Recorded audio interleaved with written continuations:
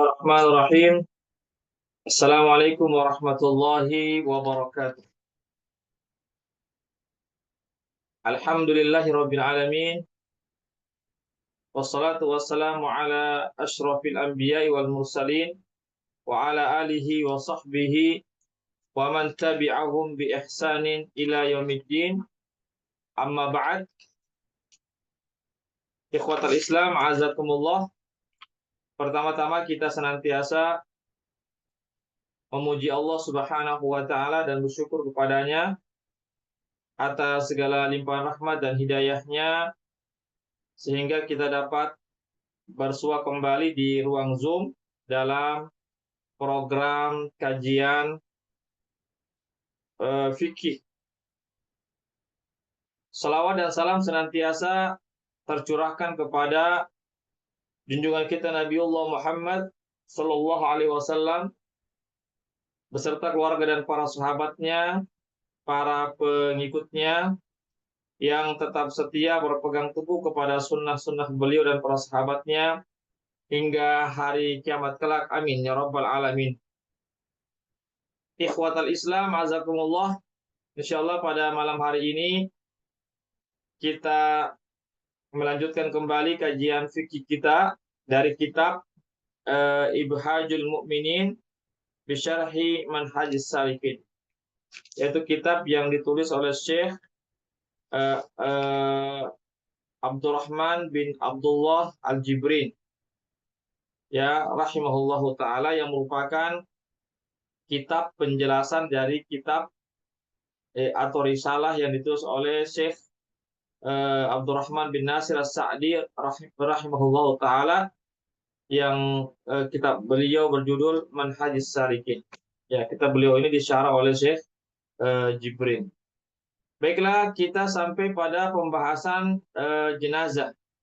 Ya, sampai pada pembahasan atau bab jenazah. Pada pekan yang lalu kami sudah membahas tentang yaitu tahapan mensolatkan jenazah. Ya, tahapan menyolatkan jenazah. Ya. Kemudian kita lanjutkan ya, yaitu mengiringi jenazah, yaitu mengiringi jenazah atau membawa jenazah setelah disolatkan, maka jenazah segera dibawa ke kuburan. Ya, dibawa ke kuburan. Para ulama mengatakan bahwasanya pada dasarnya jenazah itu dibawa di atas pundak-pundak orang yang memikulnya. Ya, jadi dibawa di atas pundak-pundak orang yang memikulnya.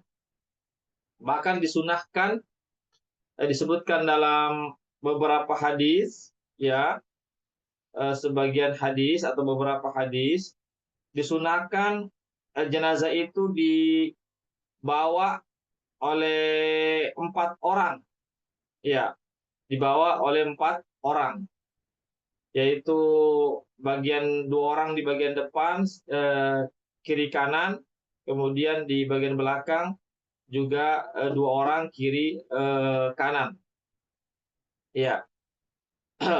Jadi yang membawa itu berjumlah 4 orang, itu yang disunahkan sebagaimana yang disebutkan dalam dalam hadis, beberapa hadis dari Rasulullah Shallallahu Alaihi Wasallam, sebagaimana disebutkan dalam hadis riwayat Ibnu Majah dan Tabrani dan Baihaqi. Ya,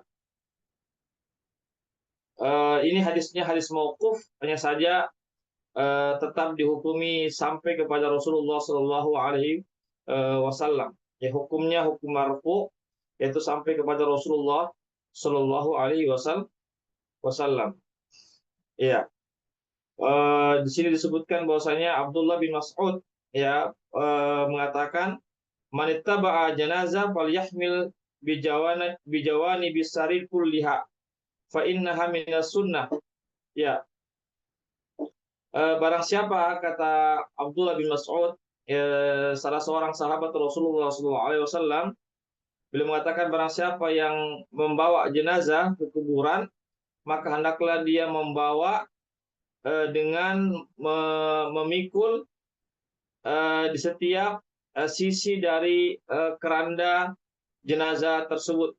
Ya, artinya keranda jenazah itu atau tandu jenazah itu kan ada 4 apa namanya sisi-sisinya ya, yaitu bagian depan kiri kanan 2, kemudian bagian belakang kiri kanan 2. Berarti 4, memiliki 4 apa namanya pegangan ya. Maka disunahkan eh, seseorang itu membawanya 4 orang ya, 4 orang, maka itu bagian daripada sunnah ya. Bukan berarti kalau lebih tidak dikatakan sunnah ya. Artinya yang lebih juga diperbolehkan, lebih dari 4 orang yang menandu ya atau memikul. Hanya saja di sini disebutkan ulama mengatakan yaitu 4 orang karena ada 4 sisi ya, atau 4 pegangan yang ada di sisi eh, keranda atau tandu mayat tersebut.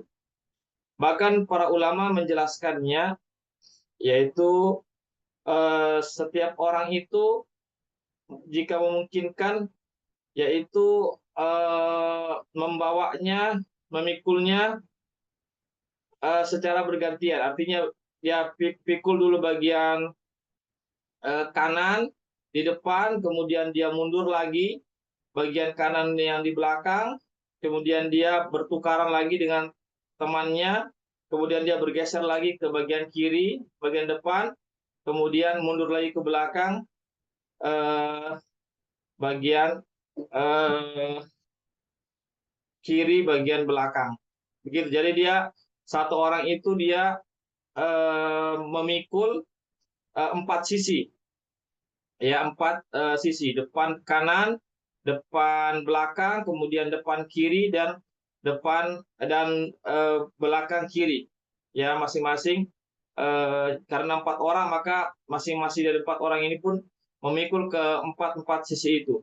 Itu yang disunnahkan. Itu yang sunahkan. Tetapi bukan berarti jika seseorang itu tetap pada satu sisi itu, bukan berarti dikatakan dia tidak boleh. Tetap boleh-boleh saja.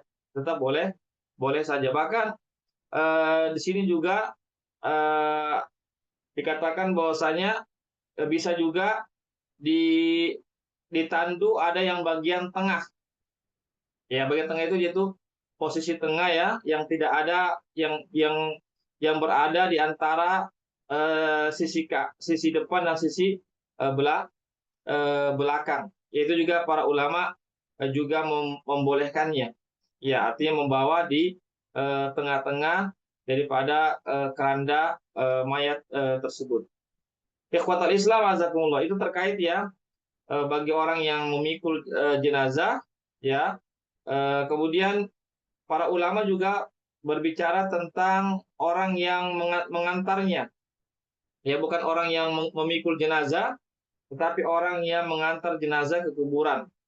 Di sini para ulama mengatakan jika ya ya eh, jika yang berkendaraan itu ya disunahkan, yang berkendaraan artinya yang mengiringi jenazah atau yang mengantar jenazah itu berkendaraan, ya berkendaraan ini ya seperti kita sekarang ini memakai motor, mobil atau yang semisalnya. Para ulama mengatakan disunahkan yang berkendaraan itu yang mengantar jenazah dalam keadaan berkendaraan, maka disunahkan dia berada di belakang jenazah, berjalan di belakang jenazah. Adapun yang berjalan kaki maka disunahkan berada di depan jenazah. Itu disunahkan. Tetapi boleh sebaliknya. Sebaliknya itu apa? Yang berkendaraan itu di depan jenazah, sedangkan yang berjalan kaki itu berada di belakang jenazah itu diperbolehkan. Di sini disebutkan dalam buku ini, kebanyakan atau banyak daripada sahabat Rasulullah SAW itu biasanya mereka itu berjalan di depan jenazah. Ya, mereka itu berjalan di depan jenazah, tapi terkadang juga mereka berjalan di belakang jenazah. Ya, meskipun berjalan berjalan kaki di belakang jenazah itu lebih utama, ya lebih utama, ya karena itu mengikuti daripada sunnah Rasulullah Shallallahu Alaihi Wasallam. Yaitu yang lebih utamanya adalah yang berjalan kaki itu berada di belakang jenazah, itu adalah sunnah Rasulullah Shallallahu Alaihi Wasallam. Ya, tapi sekali lagi ya, sebenarnya juga jika berjalan juga di depan juga itu juga merupakan sunnah Rasulullah Shallallahu Alaihi Wasallam, karena berdasarkan hadis Anas bin Malik yang diriwayatkan oleh Ibnu Majah dan disahihkan oleh Syekh Albani, ya hadisnya sahih, anna Rasulullah sallallahu alaihi wasallam wa Abu Bakar wa Umar kanu yamshuna amamal janazah wa khalfaha. Ya, bahwasanya Rasulullah sallallahu alaihi wasallam, Abu Bakar dan Umar bin Khattab mereka berjalan di depan jenazah dan juga di belakang, dan terkadang juga berjalan di belakang jenazah. Jadi dua-duanya boleh. Silakan kita mau berjalan di depan jenazah boleh, di belakang jenazah juga diperbolehkan, karena semuanya itu ada tuntunan dari Rasulullah SAW dan para sahabatnya. Bahkan juga diperbolehkan orang yang berjalan kaki itu ketika mengantar jenazah boleh berada di samping kiri jenazah, boleh juga berada di samping kanan jenazah. Hal ini berdasarkan hadis Mughirah bin Syu'bah. Al-Mughirah bin Syu'bah berkata, qala Rasulullah sallallahu alaihi wasallam, ar-raqibu yasiru khalfal janazah wal mashi haitsu syaa khalfaha wa amamaha wa an yaminiha wa an yasariha qariban minha. Ini hadis yang diriwayatkan oleh Abu Daud dan Tirmidzi, Ibnu Majah, Ahmad, Baihaqi. Tirmidzi mengatakan ini hadisnya hasan sahih. Ya, jadi ini hadisnya adalah hadis sahih. Ya, hadis yang diterima. Bahwasanya Nabi kita Muhammad SAW bersabda, orang yang berkendaraan dalam mengantar jenazah, maka dia berjalan di belakang jenazah. Ya, jadi orang yang berkendaraan itu ketika mengantar jenazah, maka posisinya itu berada di belakang jenazah. Adapun orang yang berjalan kaki, kata Nabi, maka dia silakan dia berjalan di mana saja. Di depan jenazah silahkan, kata Nabi, atau kalau dia mau di belakang juga boleh, di depan, di samping kanan jenazah sama di samping kiri jenazah, itu semuanya diperbolehkan. Ya. Ya, ini hadis yang sahih insyaallah, ya tentang bagaimana tata cara orang yang mengantar jenazah. Baiklah, ketika jenazah sudah sampai di kuburan, maka tentu jenazah tersebut pun dimasukkan ke dalam kuburan. Ketika dimasukkan ke dalam kuburan, maka pertama kali yang dimasukkan adalah bagian kepalanya. Ya, jadi diturunkan itu dari bagian ke kepala terlebih dahulu. Ya, ulama kita mengatakan sebagaimana disebutkan dalam buku ini, kenapa didahulukan bagian kepala ketika dimasukkan ke dalam liang kubur, bukan bagian kaki?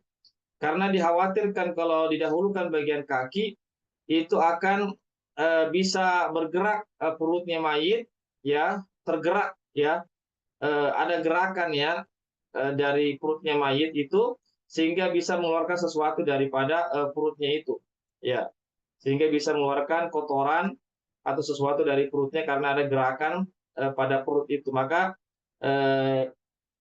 disunahkan untuk dimasukkan ke liang kubur itu melalui arah kepala mayit. Lalu setelah itu mayit dimasukkan ke dalam kuburan, khususnya liang lahat, ya, dalam liang lahat dalam posisi lambung kanan itu menghadap dengan posisi lambung kanan itu menyentuh kepada tanah, ya, dan badan itu posisi badan itu menghadap miring, ya, posisi badan itu miring dengan menghadap seraya menghadap ke arah kiblat, ya. Setelah itu, setelah mayat dimasukkan ke dalam liang liang lahat, ya, maka ditutupi dengan apa namanya, sejenis apa namanya, kayu-kayu, ya, kayu-kayu itu yang menutupi jenazah tersebut, ya, yang menutupi jenazah tersebut, ya. Jadi ikhwatul Islam azakumullah, jadi ketika kita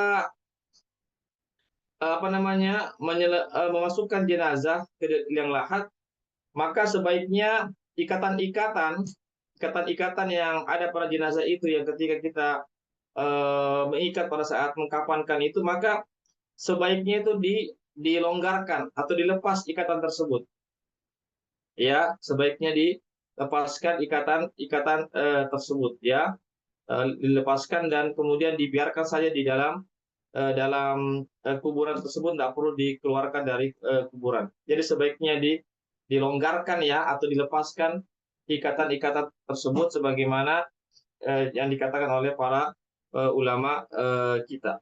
Ikhwatan Islam, azakumullah. Ya, jadi bagi yang lebih afdolnya adalah menguburkan jenazah itu di liang lahat, ya, bukan di lubang.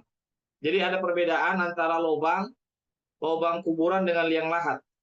Kalau lubang kuburan itu cuma sekedar lubang saja, ya, sekedar lubang. Tapi kalau liang lahat itu adalah dibuatkan dulu lubang, lalu di sisi apa namanya, di sisi dinding, ya, dinding apa namanya, lubang itu yang menghadap ke arah kiblat itu dibuatkan lagi semacam lubang kecil, ya, untuk dimasukkan jenazah dalam keadaan posisinya miring. Itulah yang dinamakan lahat.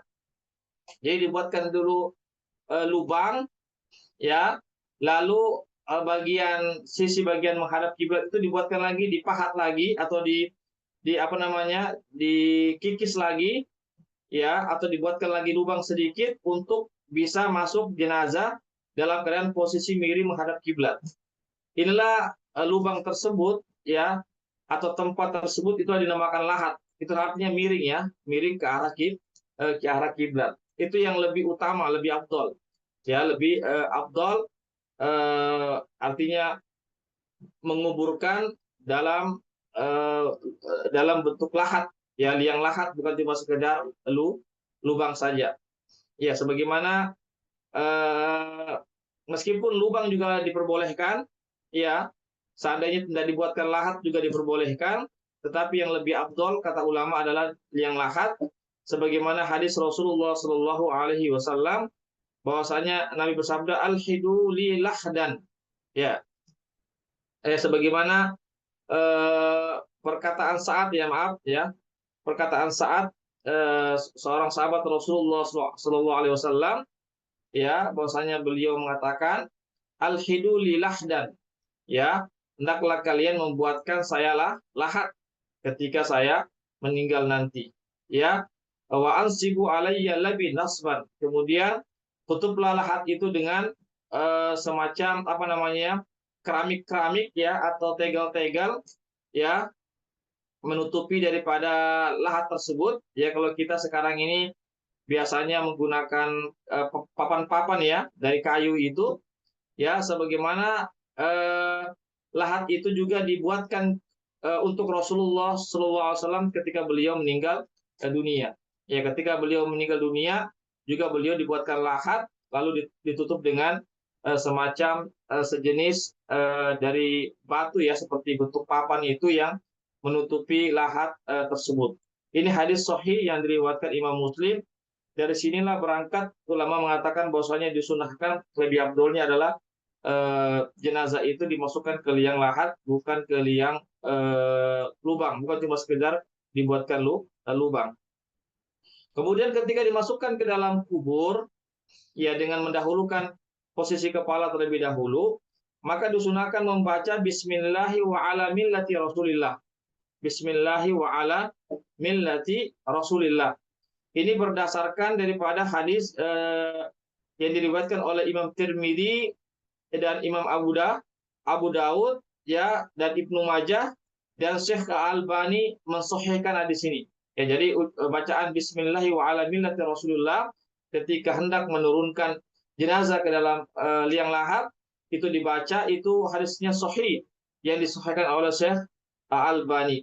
Ya, jadi itu termasuk sunnah Rasulullah SAW, yaitu membaca Bismillahi wa ala millati Rasulillah, yaitu dengan nama Allah dan berdasarkan ajaran Rasulullah Shallallahu Alaihi Wasallam.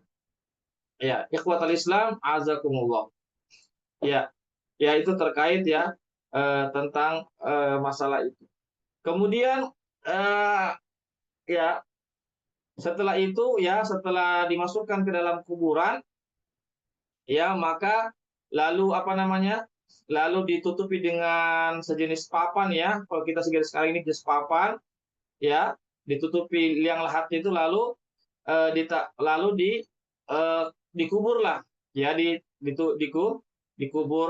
kuburkan, tapi disunahkan terlebih dahulu yaitu menaburi 3 taburan, ya, jika memungkinkan dari arah kepalanya, ya, ditaburi tanah dulu 3 kali taburan, ya, ya, kemudian apa namanya, juga diambilkan satu genggam, ya, genggam tanah yang dipadatkan itu, ya, lalu dilemparkan ke dalam kuburan itu sebanyak 3 kali, ya, sebanyak 3 kali, ya, enggak, ya, itu sebanyak 3 kali itu, ya, seraya membaca Bismillahi wa ala millati Rasulillah, ya, seraya membaca Bismillahi wa ala millati Rasulillah, ya, itu ikhwatal Islam azakumullah, ya, itu juga bagian daripada sunnah, ya, diambil satu genggaman, ya, lalu dimasukkan atau dilemparkan ke dalam apa namanya, ke dalam kuburan itu seraya membaca Bismillahi wa ala millati Rasulillah, ya. Kemudian setelah itu ya dikuburkan, ya, apa namanya, diratakan dengan tanah, ya, dan disunahkan itu tinggi kuburan itu 1 jengkal saja, 1 jengkal dari permukaan bumi, ya, tidak lebih daripada itu, ya, 1 jengkal saja, ya, ikhwatal Islam azakumullah. Kemudian yang berikutnya adalah terdapat dalam hadis Rasulullah Shallallahu Alaihi Wasallam bahwasanya beliau melarang mengkapuri kuburan. Nah, Rasulullah Shallallahu Alaihi Wasallam an yujassas al qabru wa an yuq'at alaihi wa an yubna alaihi, rawahu Muslim. Nabi melarang, ya, Nabi melarang mengkapuri kuburan, ya, atau mengecat kuburan, ya, dan menduduki kuburan, dan juga melarang membangun di atas kuburan, ya, membangun kuburan atau membangun sesuatu di atas kuburan. Ini hadis riwayat Muslim, hadis yang sahih.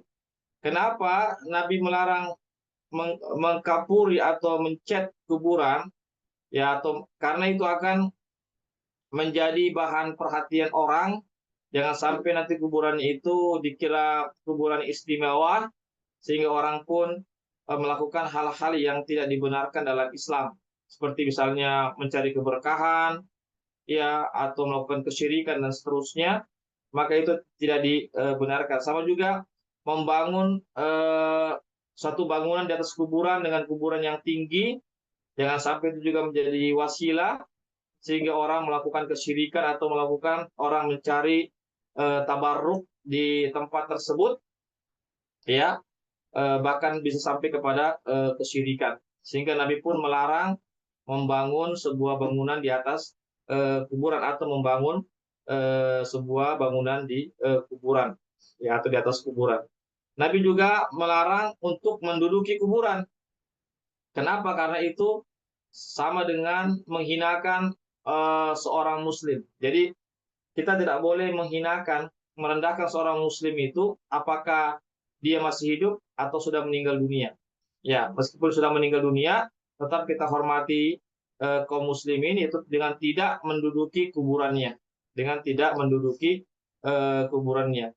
Ini ada hadis Rasulullah Shallallahu Alaihi Wasallam, ya, hadis riwayat Muslim, hadis yang sahih, yang mana Nabi menjelaskan tentang kenapa beliau melarang menduduki kuburan atau duduk di atas kuburan, karena Nabi bersabda, li'an yajlisa ahadukum ala jamratin fatuhraq siyabuhu, ya, fatukhallas ila jildihi khairun min an yaqa'ada ala qabrin.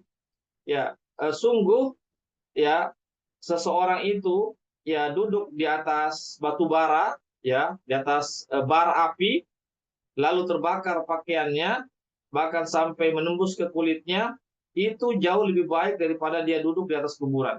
Ya, ini ancaman, ya, bagi orang yang duduk di atas kuburan. Kata Nabi, lebih baik seseorang itu duduk di atas bara api lalu tembus kepada kulitnya, mengenai kulitnya, terbakar kulitnya, ya, itu jauh lebih baik daripada dia menduduki atau duduk di atas kuburan. Karena duduk di atas kubur itu sama dengan menghinakan orang muslim, ya, meskipun dia sudah meninggal dunia, tetapi kita tetap harus menghormati kaum muslimin, baik yang hidup ataupun yang sudah meninggal dunia. Ikhwatal Islam, azakumullah, ya, terkait tentang larangan meninggikan kuburan atau membangun sebuah bangunan di atas kuburan, itu berdasarkan hadis riwayat Muslim, bahwasanya Nabi kita Muhammad Sallallahu Alaihi Wasallam pernah mengutus Ali bin Abi Thalib, saya bersabda, la tada' suratan illa tamastaha wala qabran musyrifan illa sawaitaha. Ya, janganlah engkau membiarkan patung-patung itu berdiri, melainkan engkau hancurkan patung-patung itu, dan janganlah engkau biarkan kuburan-kuburan itu kuburan-kuburan yang tinggi kecuali engkau ratakan. Dan jadi berdasarkan hadis ini, kita dilarang untuk meninggikan kuburan atau membangun sebuah bangun di atas kuburan. Ya, Allahu a'lam bissawab. Ya. Kemudian ikhwatal Islam azakumullah, apabila kita sudah selesai dari mengkuburkan mayat, ya, menguburkan jenazah, sekali lagi, jadi disunahkan setinggi sejengkal saja, sejengkal saja tingginya kuburan itu, tidak lebih daripada itu. Ya, jangan apalagi kalau sampai dibangun setinggi-tingginya dengan bangunan, ya, mengecatnya atau mengkapurinya, maka itu tidak dibenarkan. Sebagaimana Nabi melarang mengkapuri kuburan. Ya.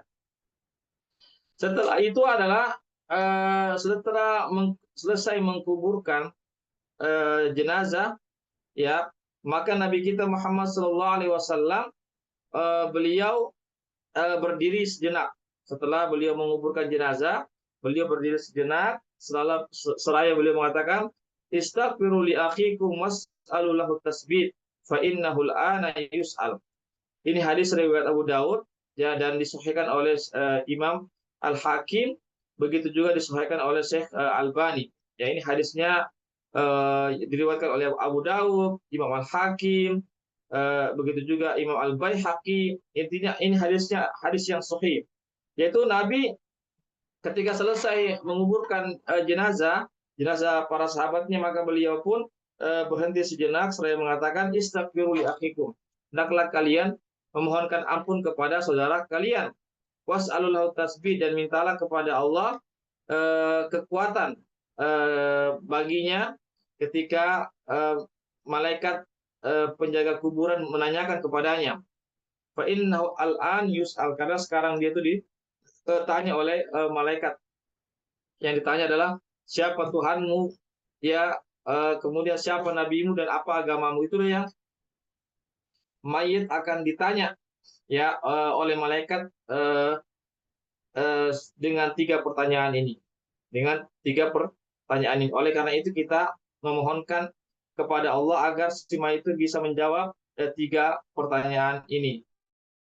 Dengan tadi kita mengatakan, mendoakan semoga Allah mengampunkannya dan semoga Allah SWT memberikan kemudahan baginya untuk menjawab pertanyaan malaikat di dalam kubur.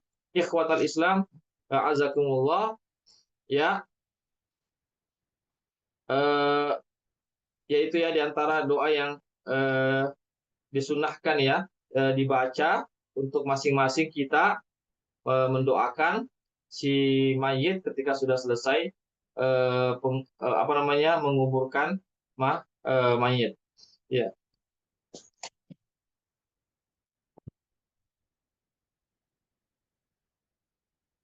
Kemudian adalah takziah. Ya, disunahkan untuk mentakziah ya orang keluarga yang terkena musibah dari keluarganya yang meninggal dunia. Ya. Jadi kita disunahkan memberikan takziah, atau takziah artinya menghibur keluarga si mayit.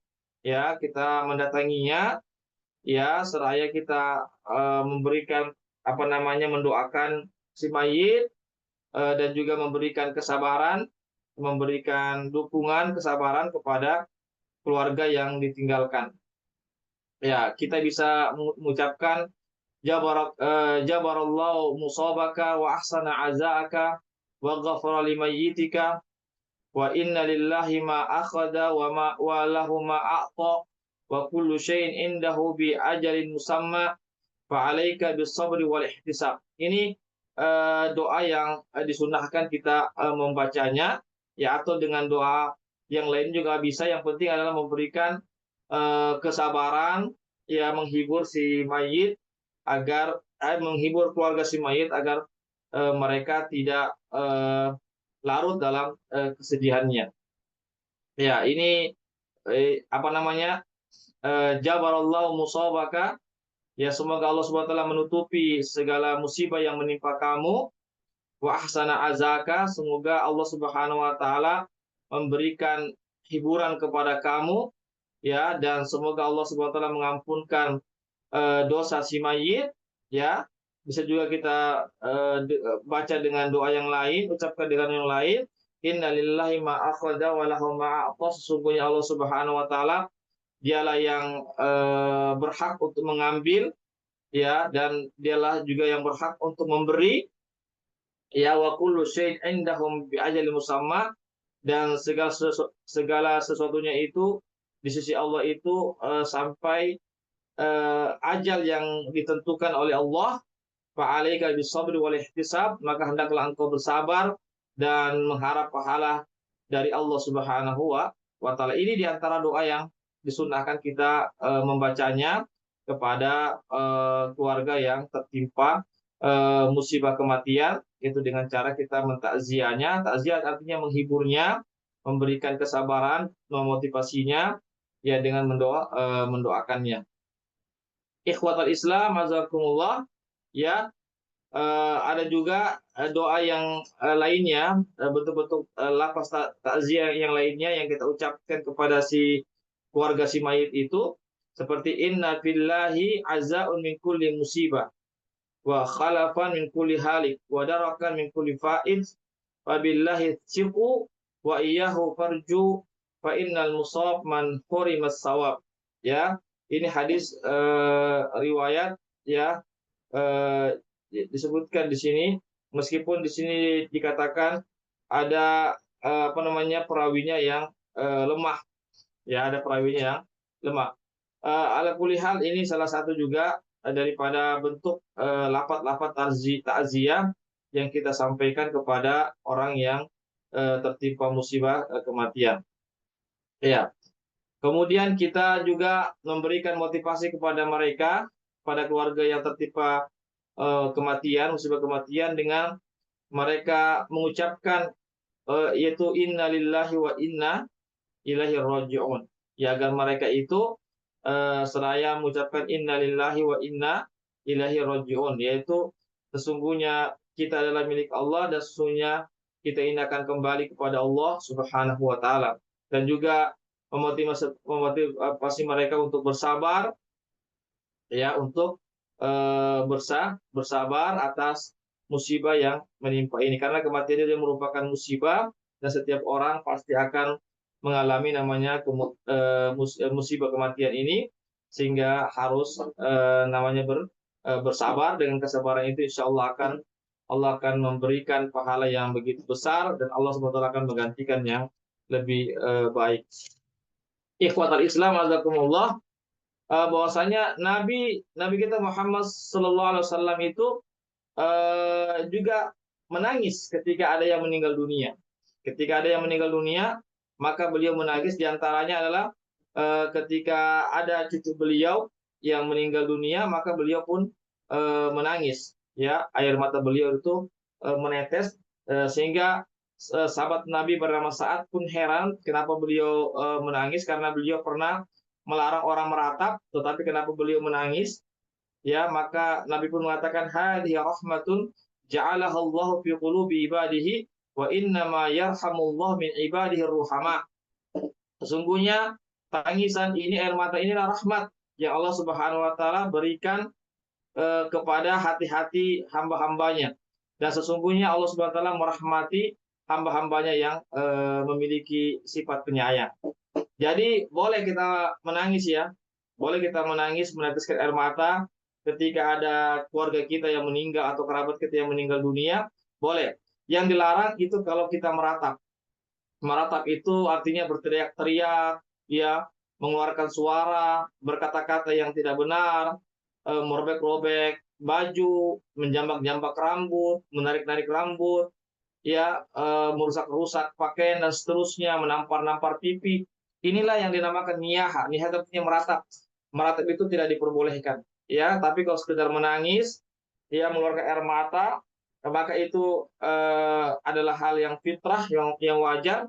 Sebagaimana Nabi kita Muhammad SAW ketika cucu beliau meninggal dunia, maka beliau pun juga menangis dan mengatakan tangisan ini adalah rahmat dari Allah Subhanahu wa taala, dan Allah Subhanahu wa taala senantiasa merahmati hamba-hambanya yang memiliki sifat kasih sayang. Bahkan juga ketika anak beliau meninggal dunia, yaitu Ibrahim, ya, yang masih kecil pada saat itu, maka beliau pun berkata, al-ainu la tadma' wal qalbu yahzan wa la naqulu illa ma yurdi rabbana wa inna li firaqika Ibrahim la mahzunun. Ya, wa inna la firaqika ya Ibrahim la mahzunun. Ya, Nabi pun menangis, ya, ketika anak beliau meninggal dunia, itu Ibrahim yang masih kecil pada saat itu. Maka beliau mengatakan al-ain la tadma', sesungguhnya mata ini mengeluarkan air mata, menangis.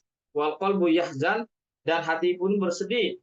Dan kami tidak mengatakan kecuali apa yang diridhoi oleh Allah Subhanahu wa taala. Sesungguhnya wahai Ibrahim anakku, kepergianmu itu sangat membuat kami bersedih. Ya, ini hadis, ya, hadis riwayat Bukhari dan Muslim, hadis yang sahih, menunjukkan bahwasanya Nabi pun menangis, ya, karena sudah merupakan manusiawi, karena ada yang meninggal dunia, musibah, terkena beliau musibah, maka beliau pun menangis, tapi beliau tidak meratap. Jadi sekali lagi harus dibedakan mana yang meratap, mana yang menangis.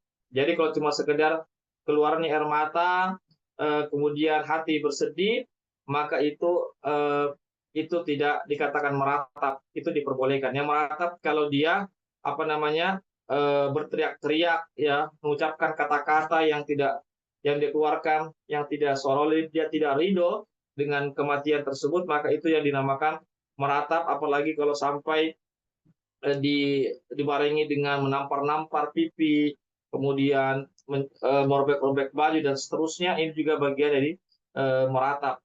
Ya.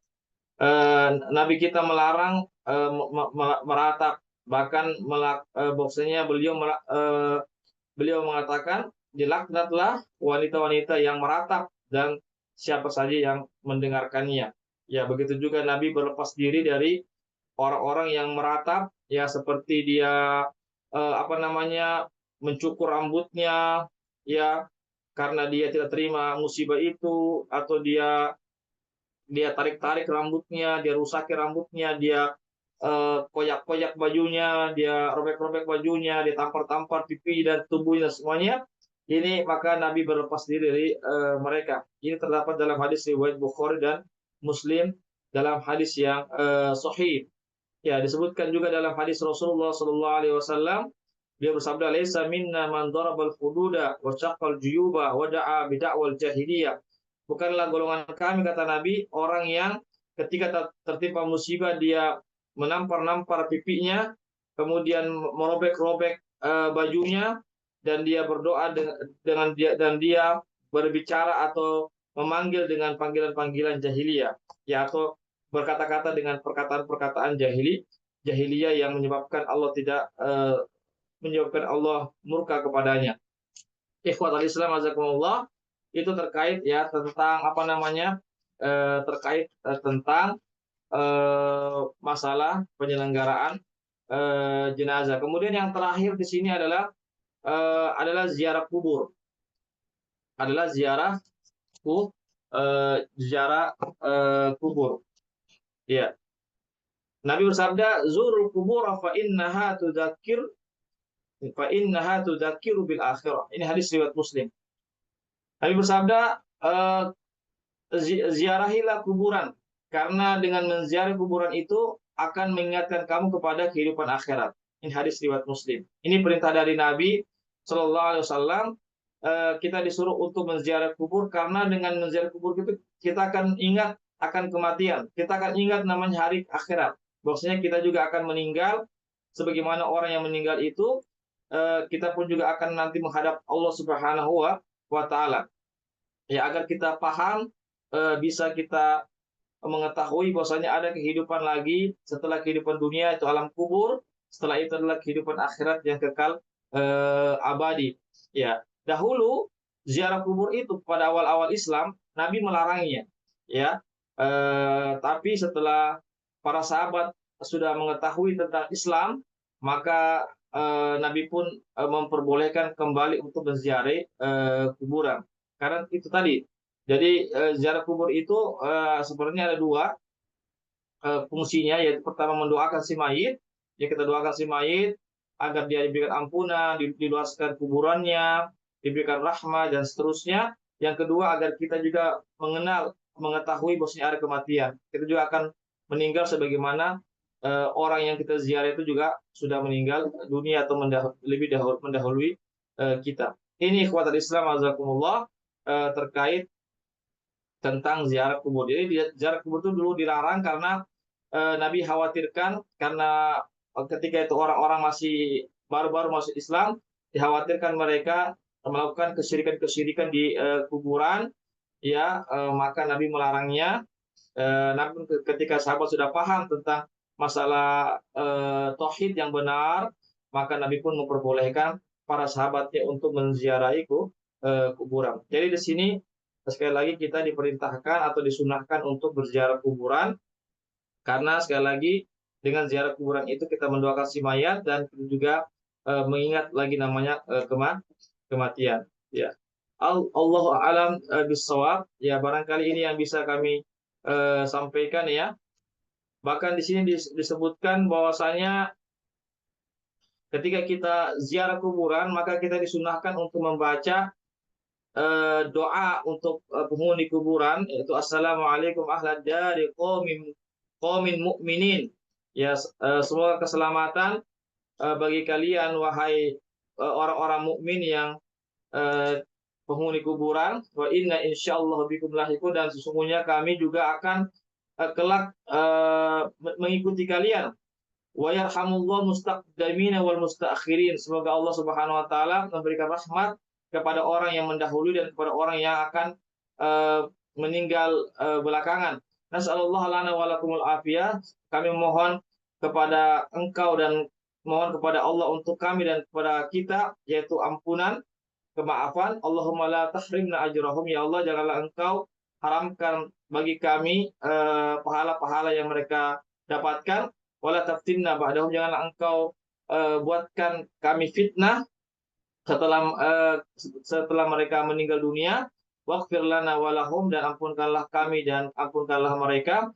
Nas'alullah lana walakumul afiyah, dan kami mohon kepada Allah dan kepada kalian adalah ampunan dan kemaafan dari Allah Subhanahu wa taala. Ya, ikhwatal Islam, azakumullah, ya, itu terkait tentang apa namanya? Ziarah kubur. Ya. Jadi kita sebagai seorang muslim mendoakan orang yang ziarah kubur, bahkan disebutkan dalam kitab ini apa namanya? Perbuatan kebaikan apa saja yang kita kerjakan, amal ibadah apa saja yang kita kerjakan, lalu kita niatkan pahalanya kita hadiahkan kepada si mayit, maka itu akan bermanfaat bagi si mayit yang muslim. Ya, bagi mayit yang muslim. Itu sebagaimana disebutkan dalam kitab ini. Kita niatkan misalnya pahala apa, misalnya pahala sedekah kita niatkan si mayit, ya, atau pahala-pahala yang lainnya kita niatkan kepada si mayit, amal soleh yang kita kerjakan itu dalam buku ini disebutkan itu bermanfaat bagi, artinya sampai pahalanya kepada si mayit. Doa-doa kita dan seterusnya, ya. Ya, barangkali ini yang bisa kami sampaikan, ya, terkait tentang penyelenggaraan jenazah. Alhamdulillah, tentang bab jenazah ini, kalau tidak salah ada 4 kali pertemuan, ya. Kita sudah selesaikan semuanya. Insya Allah pekan depan kita akan memasuki nanti bab tentang zakat, ya, tentang zakat, insya Allah pekan depan. Demikianlah apa yang bisa kami sampaikan para peserta kajian fikih pada malam hari ini, ya. Sekitar ada 12 menit ke depan. Kalau ada yang mau bertanya, dipersilahkan.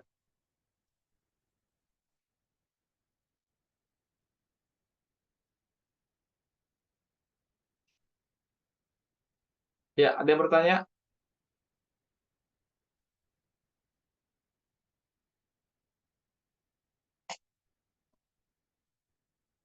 Baik, kalau tidak ada, kita cukupkan sampai di sini dulu pembahasan kita, ya. Alhamdulillah, pembahasan tentang masalah jenazah, bab jenazah sudah kita selesaikan, ya, sampai ziarah kubur. Demikianlah apa yang bisa kami sampaikan. Mohon maaf jika ada kesalahan-kesalahan, kekhilafan dan kekurangan. Yang benarnya datangnya dari Allah saja, yang khilaf, yang salah dari kami. Kami mohon ampun kepada Allah dan kami mohon maaf kepada para peserta sekalian. Kami ucapkan jazakumullah khairan katsira kepada para peserta yang sudah meluangkan waktunya, ya, di malam hari ini.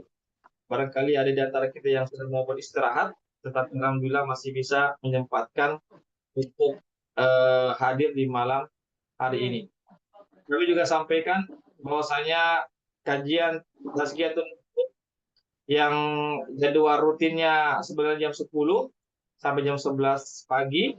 Tapi karena kami ada kegiatan pada jam tersebut, maka kami akan majukan, insya Allah akan kami majukan jam 6, ya, jam 6 sampai jam 7. Ya, kami akan majukan jam 6 pagi sampai jam 7 pagi kajian untuk esok harinya, yaitu Tazkiyatun Nufus, karena kami ada kegiatan di jam 10 tersebut. Ya, insya Allah. Dan kami juga mengucapkan jazakumullah khairan kepada para donatur yang sudah berpartisipasi sehingga terlaksananya kegiatan kajian rutin kita ini, yaitu kajian fikih. Semoga Allah Subhanahu wa taala memberikan pahala yang begitu berlimpah kepada donatur yang sudah, atau para donatur yang sudah berpartisipasi pada kegiatan kita ini.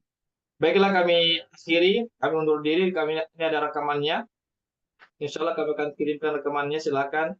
Kalau ada yang mau lagi mendengar-dengar lagi, silakan. Kalau ada yang mau men-share juga rekamannya juga diperbolehkan. Barakallahu fikum, kami undur diri. Mohon maaf atas segala kekurangannya. Wabillahi taufiq wa hidayah. Subhanakallahumma wa bihamdik. Asyhadu an la ilaha illa anta. Astaghfiruka wa atubu ilaik. Assalamualaikum warahmatullahi wabarakatuh. Waalaikumsalam warahmatullahi wabarakatuh.